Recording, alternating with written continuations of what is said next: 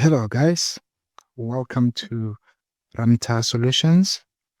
Welcome to your grade 12 physical sciences exam prep on momentum and impulse.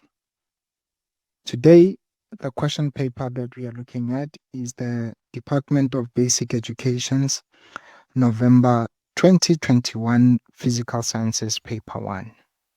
Okay, as is a norm, we start by looking at instructions. Of course, instructions that we think are very helpful for us.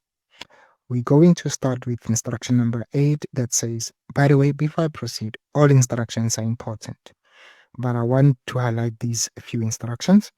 Instruction number 8, show all formulae and substitutions in all calculations. Instruction number 9, round off your final numerical answers to a minimum of 2 decimal places. So in the middle of your calculations, if you happen to get decimals, please round your answers to maybe 4 or 5 decimal places. Then only your final answer must be to 2 decimal places. Instruction number 10, give brief motivations, discussions, etc. where required. Highlight here brief, but I like that they they didn't write it in capital or in capital letters. So that means okay. Now instruction 11, in case you forget your formulas and constants, you're advised to use the attached data sheet in case you forget your formulas and constants. And instruction number 12, for all of us, especially for you, for me, and some of us, guys, I don't know who, but I know for me, this is one instruction that, I say we need to work on improving our handwriting, ensuring that our handwritings are neat. Okay. All right. Perfect. Now, let's answer the questions. Your momentum is normally question 4.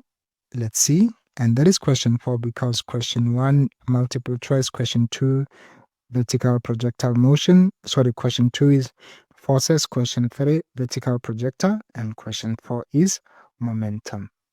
Okay, momentum and impulse. Let's see now. So this is 10 marks. We need to be done with this in 10 minutes. So this means for this video, we must be done in 13 when the video has reached 13th minute.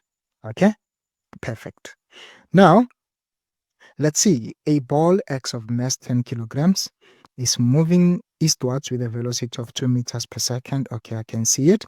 It collides elastically with another ball Y of mass 6 kilograms. Okay, which was moving with an unknown velocity V sub Y, diagram A, as you can see.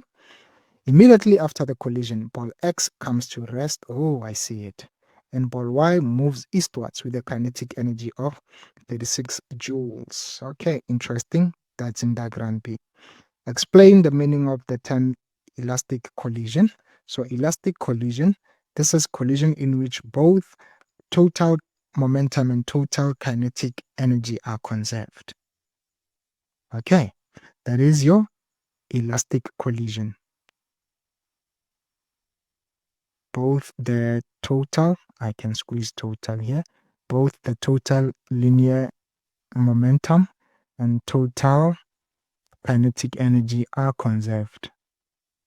And total kinetic energy, are conserved. All right, are conserved.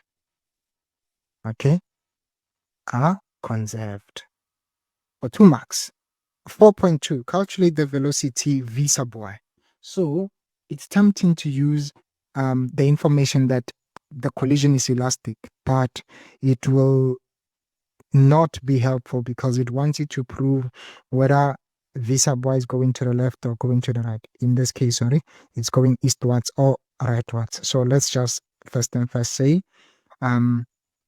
EK of Y. Okay, EK for Y. Maybe let me do this for Y.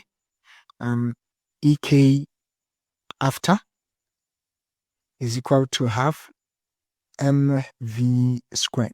Okay, so what is this? Ek was 36 joules. And what is the mass for y? The mass was 2 kilograms. The v we do not know, so let's just call it v sub f. So let me just call it v. Yeah, v sub f would do. All right, v sub f would do. So what is this? 36 divided by half of 2 will basically be 36. All right, so this therefore means, what does it mean? It means our velocity is, I think it is square root of 36 is 6. So this is plus minus 6. Okay, this is plus minus 6. Now, with it being plus minus 6, we might need to say, when I look at it, for the momentum to be conserved, I'm gonna do momentum, guys, in my head. 2 times, hear me out.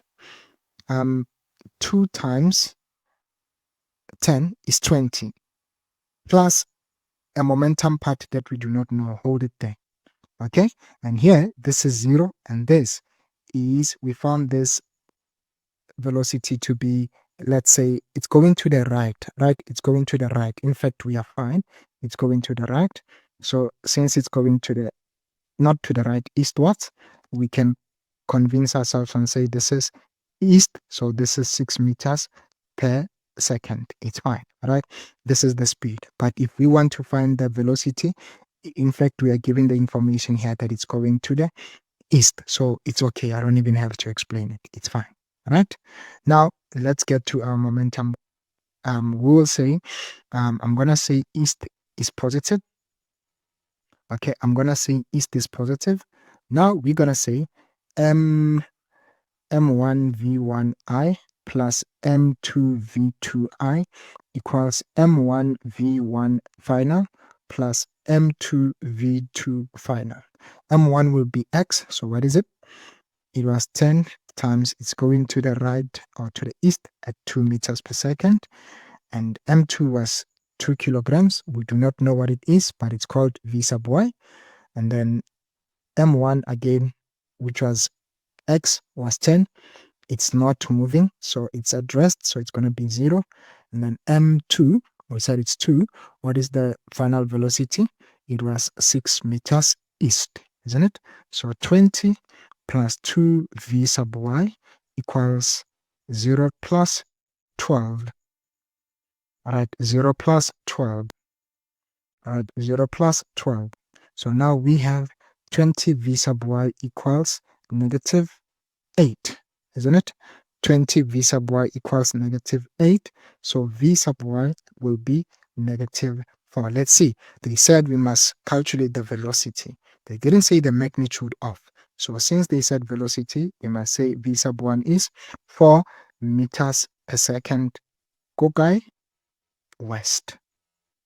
Okay, west. And this is what we need. So a point you need to take here is, it's better for you to start with the EK to find the velocity or the speed, okay? But if you are to use the elastic collision, you might not be able to get the direction of your V sub y. So with this one, it's better and it's the best option.